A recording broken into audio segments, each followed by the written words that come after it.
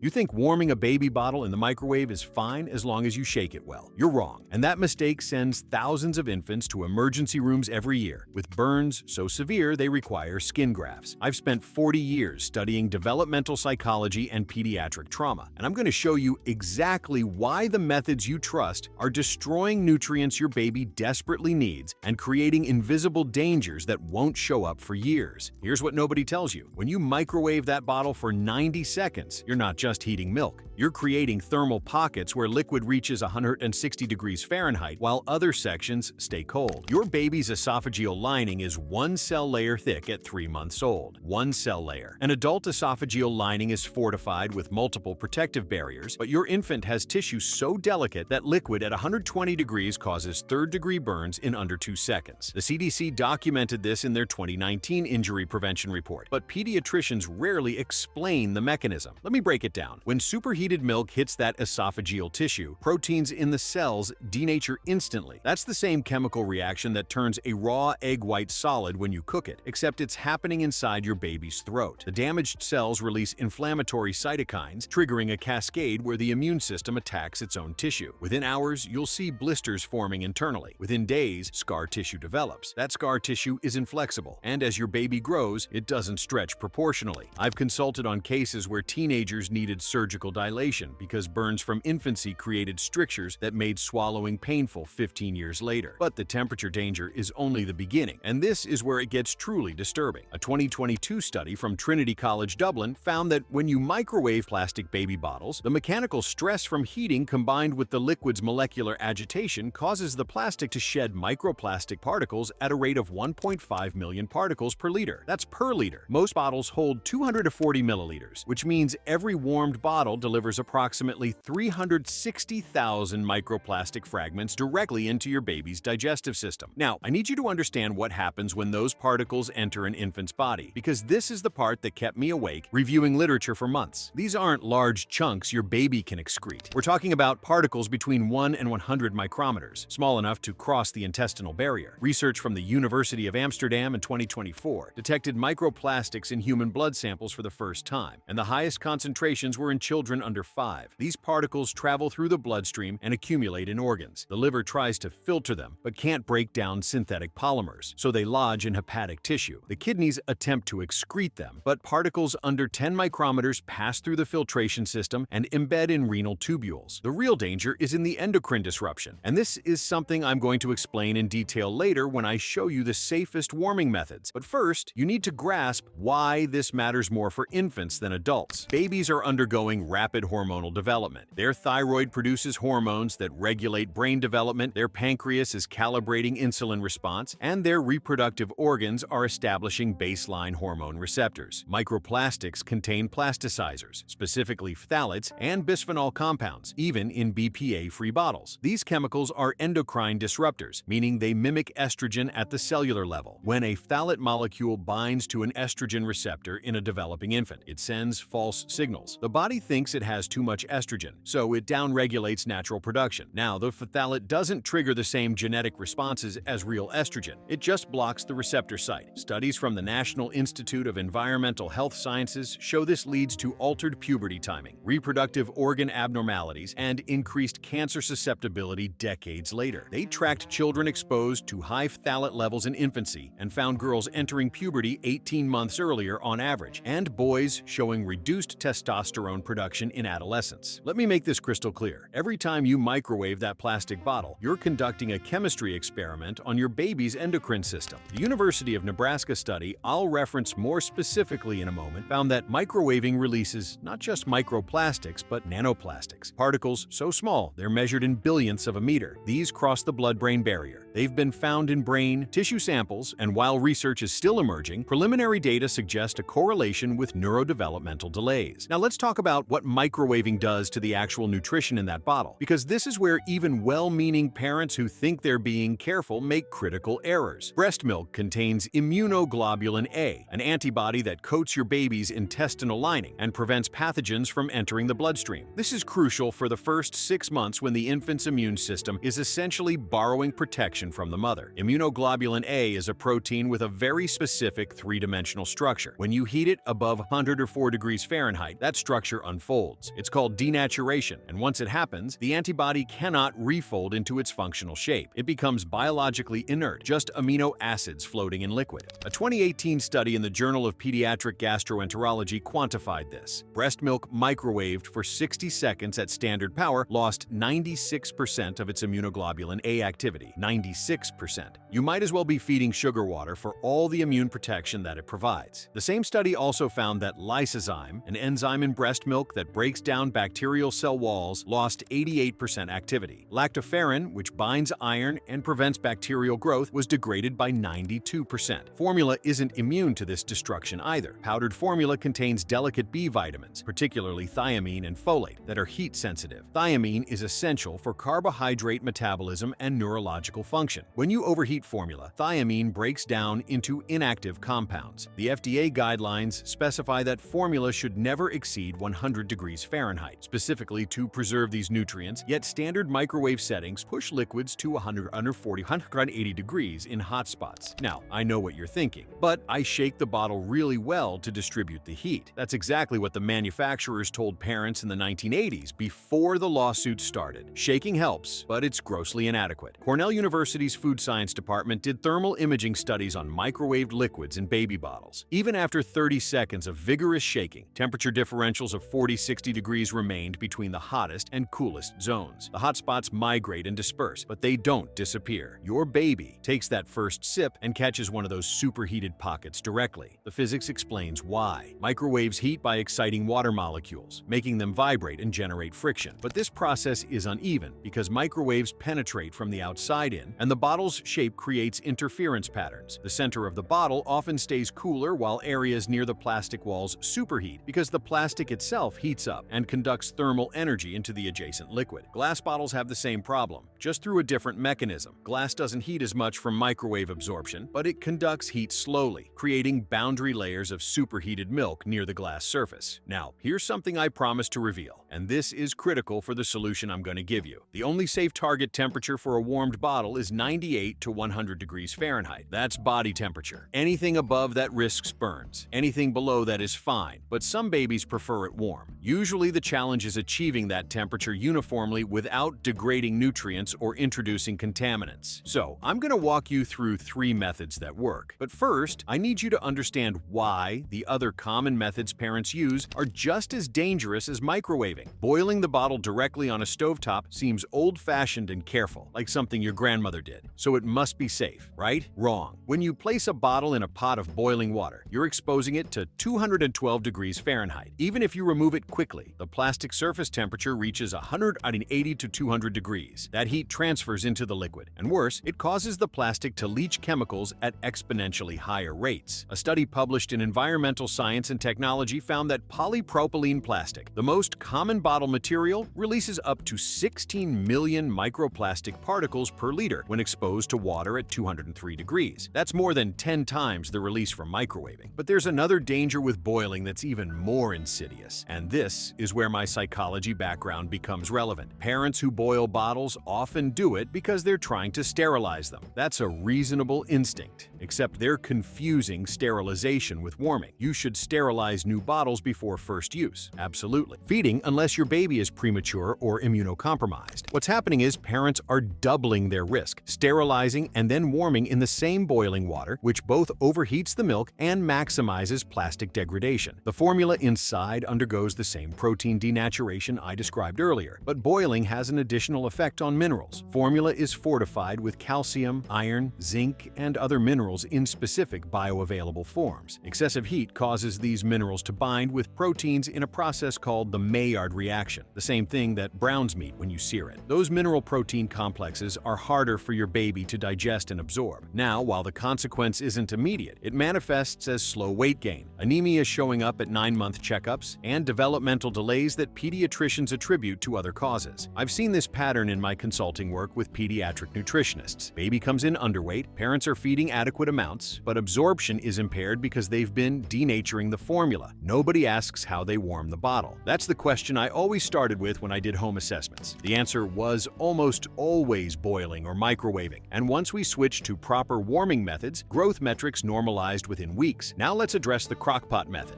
because this one is popular in daycare settings, and it's resulted in some of the most severe burn cases I've reviewed. The logic seems sound. Use low, gentle heat over time rather than intense heat quickly. But crockpots are designed to maintain temperatures around 200 degrees on low and 300 degrees on high. Those are cooking temperatures. You're not warming milk, you're cooking it. The liquid at the bottom of the crockpot near the heating element reaches 180 plus degrees while the surface stays cooler, creating the same hotspot problem but worse because the gradient is vertical. Baby sucks from the nipple, gets the cooler milk first, then as the bottle tilts, the superheated liquid from the bottom flows forward and causes catastrophic burns. Finney Injury Law documented a case in Ohio where a daycare worker left bottles in a crockpot for 45 minutes. 3 infants suffered second-degree oral burns requiring hospitalization. The daycare had a policy of testing bottles on the wrist, but the staff member tested the upper portion of the milk, which was an acceptable temperature. The bottom third was 152 degrees. That temperature causes full-thickness burns to infants' oral mucosa in under 1 second. The psychological trauma from these burns extends beyond the physical injury. Infants associate feeding with pain, leading to feeding aversion. I've worked with families where a single burn incident at 4 months old resulted in refusal to take bottles for the next year. The child would scream at the sight of a bottle. Parents had to use supplemental nutrition through different methods, which created their own complications. That's the cascade effect of one careless warming decision.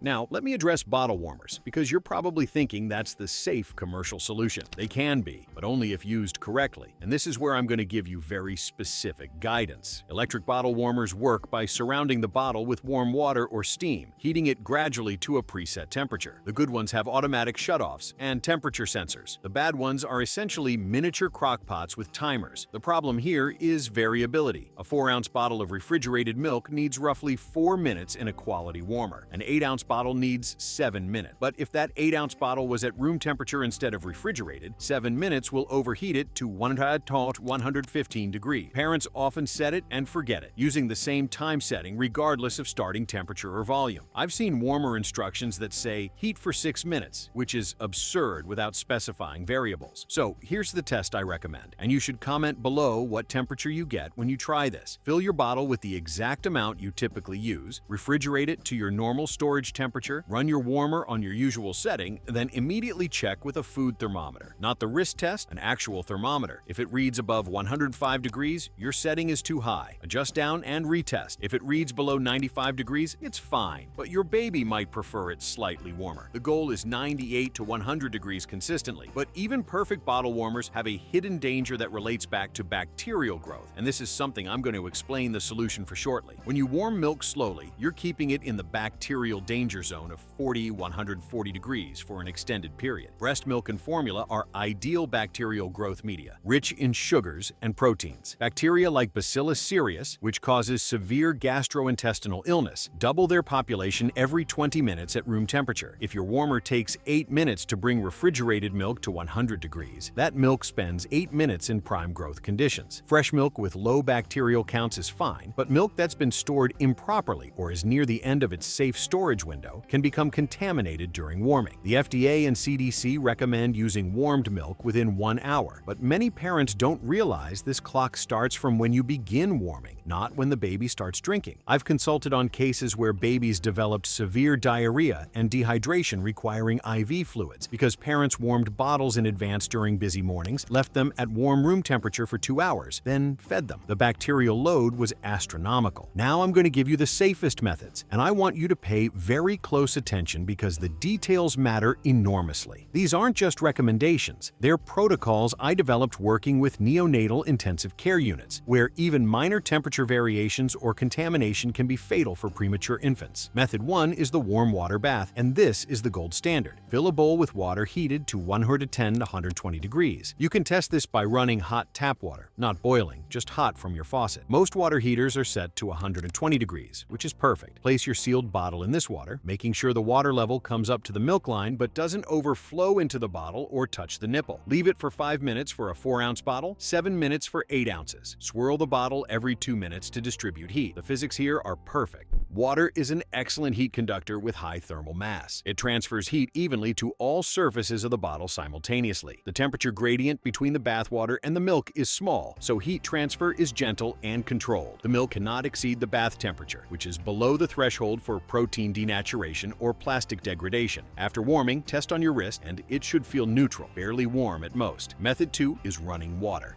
And this works when you need faster warming, but don't want to wait for a bath. Run your tap water to the hot setting. Hold the bottle under the stream and rotate it continuously for 1 to 2 minutes. The constant rotation ensures even heating, and the flowing water prevents hot spots. The key is rotation. Stand there and twist the bottle. I know it seems tedious, but it takes 90 seconds and it's completely safe. Again, test on the wrist before feeding. Method 3 requires investment, but is worth it for frequent bottle feeding, and that is a quality commercial warmer with a temperature sensor and automatic shutoff. Look for models that specify their target temperature as 98-100 degrees and have adjustable settings for different starting temperatures. Brands like Baby Brezza and Dr. Brown's make models with these features. Read the manual, run the thermometer test I described earlier, and calibrate your settings. Once calibrated, these are convenient and safe. Now, what about travel or situations where you don't have access to warm water? This is where preparation matters. Room temperature formula or breast milk is perfectly safe and nutritious. The warming is for the baby's comfort, not nutritional necessity. Many babies will take room temperature bottles if you introduce them early. If your baby absolutely refuses anything but warm milk, use an insulated bottle bag with a hot water bottle or an electric portable warmer designed for travel. Never, and I mean never, use car heating vents or leave bottles in hot cars. I mentioned earlier the danger of bottles in cars, and I need to elaborate because this kills babies. When plastic bottles are left in direct sunlight, they can reach internal temperatures of 140-160 degrees, hot enough to cause severe burns if someone picks them up and feeds them without checking. But there's a more bizarre danger that the Midwest City Fire Department documented in 2023. A water bottle left on a car seat focused sunlight through the curved plastic like a magnifying glass, creating a concentrated beam that ignited the fabric. This is called solar ignition, and while it's rare, it's been recorded multiple times. A baby bottle can do the same thing. Beyond the fire risk, the extreme heat causes massive chemical leaching. Bottles left in hot cars should be discarded, not used. Now let's talk about the preparation side, because warming is only half the equation. If you're using powdered formula with a newborn, the World Health Organization recommends mixing it with water that's been boiled and cooled to 158 degrees to kill Chronobacter, a bacterium that can contaminate powder during manufacturing. This is crucial for infants under 3 months or those who are immunocompromised. But here's the critical step everyone misses. After mixing with hot water, you must cool that formula to feeding temperature before giving it to the baby. Running the bottle under cold water works, or placing it in a cold water bath. Never feed formula that was just mixed with 158-degree water, even after sitting for a few minutes. Test it thoroughly. For breast milk, never microwave, never boil. Breast milk is a living substance containing antibodies, enzymes, and beneficial bacteria. Heat above 104 degrees destroys these components. If you're thawing frozen breast milk, do it in the refrigerator overnight or under cool running water. Once thawed, warm using the methods I described. Thawed breast milk is good for 24 hours refrigerated, but once warmed, use it within 2 hours and never rewarm. Bacteria from the baby's mouth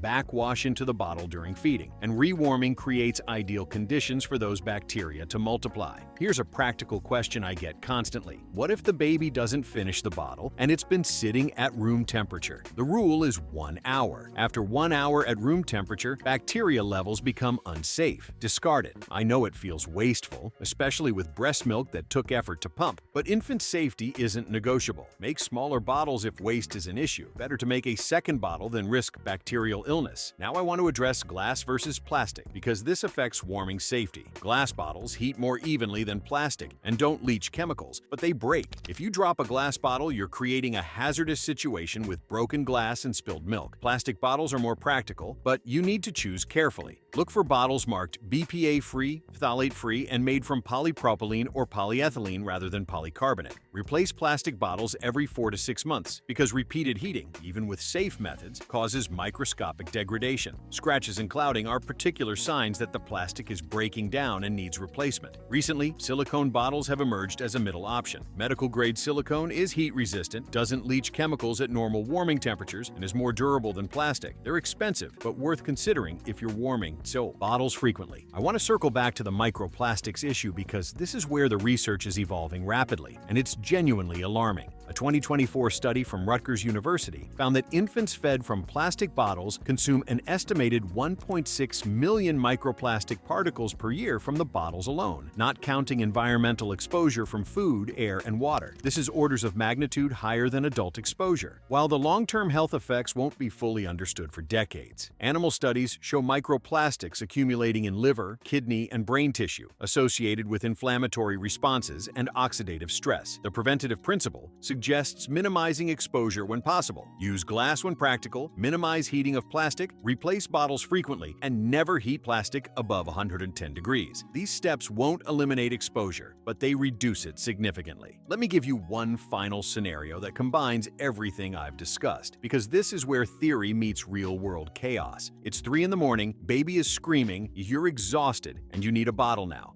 The temptation to microwave for 90 seconds is overwhelming. Here's what you do instead. Keep a thermos of hot water by the bed, prepared before you go to sleep. When the baby wakes, pour the hot water into a bowl, place the bottle in it, set a timer for 5 minutes, and use that time to change the baby's diaper and comfort them. By the time you're done, the bottle is ready at the perfect temperature. This advanced preparation eliminates the panic decision-making that leads to dangerous shortcuts. For daycare situations, have a conversation with your provider about their bottle warming protocols. Ask specifically what method they use, what temperature they target, and how they test it. If they mention microwaves or crockpots, that's a red flag. Provide your own bottles with clear instructions if necessary, and consider whether this facility is the right fit for your child. If a burn does occur despite precautions, and I hope this never happens, but you need to know, immediately cool the affected area with cool water for 10 to 15 minutes. Do not use ice, which can cause additional tissue damage. Do not apply butter, oils, or ointments. Keep the area clean and covered with a sterile non-stick dressing. Seek medical attention for any burn on an infant, even if it seems minor.